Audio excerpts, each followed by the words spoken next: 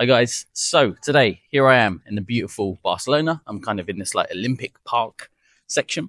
I wanted to make a quick video today, and it is about how I got scammed as an English teacher working in Spain, Barcelona specifically. So when I first moved to Barcelona, I got a job at a language academy and I was getting paid something in the region of 18 to 20 euros per hour. And that was actually really good. And even for today, if you come here as a, newly starting English teacher, you can kind of expect that sort of salary, 18 to 20 euros per hour. I would say that's really in line with expectation. So that year was good and I enjoyed it. But at the end of the year, I basically wanted to just freshen things up a little bit. So I decided to move after 1 year. And I decided to make this move because a friend of mine had told me about a language academy where you only taught adults. And he said the best thing about this language academy is that you don't have to plan your lessons. And I thought, whoa, that sounds like the dream. Teach nice, respectable adults. And I don't have to do any planning. So I jumped on it straight away. I got in contact with that academy. And sure enough, I got a job at the place. Now, you won't believe this.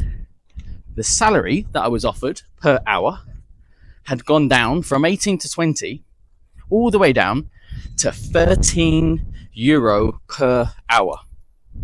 So I took a big pay cut in order to work at this place, but I thought it was worth it because, like I said again, I didn't need to plan any of my lessons. And I thought, hey, that's really cool. So I took the job anyway. Now, very quickly into the job, what I realized was that they do plan the lessons for you. I arrived in the staff room and there was all these folders and all these books with all these lesson plans. And sure enough, you pull out the book, they tell you what lesson you're teaching. And, they described it as basically you just go through the lesson plan. You could pull the folder out 5 minutes before the lesson, 2 minutes before the lesson, they said. And you'd be able to just teach that lesson and it'd be good. That's all they want from you. And just add your own flair as you go along. Well, it turns out that the lessons that they were giving me to teach were total trash. So, yeah, imagine you're a young, I was 24, 25 at the time, and you go to teach in a language academy. You sit down in this very professional looking classroom, and then a load of professional workers from Barcelona come in, sit down, and they're there for 1 hour that they've invested with you to take your English lesson. And the lesson that you're given to teach them is total crap. It feels absolutely humiliating to be a teacher in that circumstance. So, needless to say, it didn't take very long before I decided I'm not going to teach those lessons. And what I instead decided to do was I would just design my own English lessons and just teach those instead. And I'll try and loosely follow the topic of what they were meant to learn anyway, so I don't get too far away from the actual thing. However, as soon as I decided to do that, of course, I was now spending about 45 minutes planning a lesson for these professional adults. And when I say professionals, it was like doctors, police, lawyers. It was absolutely insane. These guys were so professional, all ages. I think they paid quite a lot of money to be there as well, hence why I felt such pressure in order to design good lessons. The academy was really letting these guys down. Imagine being in a A&E surgery for a 12-hour shift and then you're sat in an English class and it's shit. Imagine how that would feel. What a waste of time that would be. So what I decided to do was just plan all the lessons myself. And the lessons were really good. But of course, now I was teaching for 1 hour. I was planning for 1 hour and 45 minutes. And still getting only paid that amount of money, which meant I was basically earning less than minimum wage in Spain.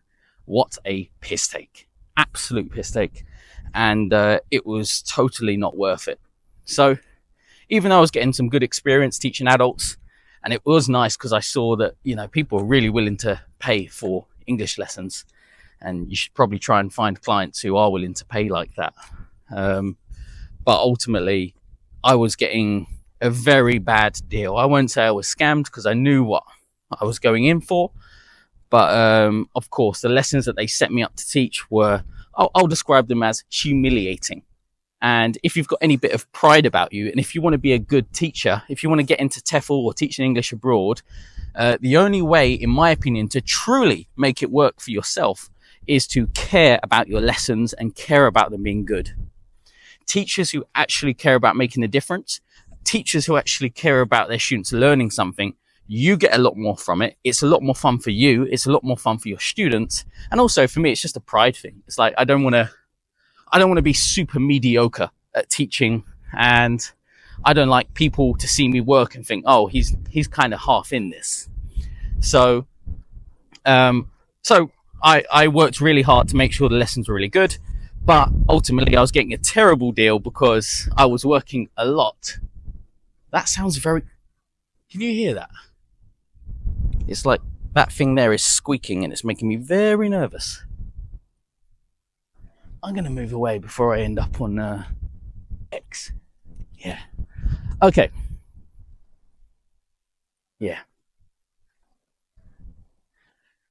So, what do we make from all of this? Is, if I was going to do it again, there's no way I would accept it. Any language academy that told me that they do all the planning for me, especially if the wage was low, okay? So if the wage is really low and they're justifying that by saying, we do all the planning for you, you don't have to plan any lessons, to me, that's total bullshit. It's a red flag. And I would instead just opt for a normal language academy. And yeah, so that's that, guys. I'll see you in the next video. Thank you so much for stopping by. Bye.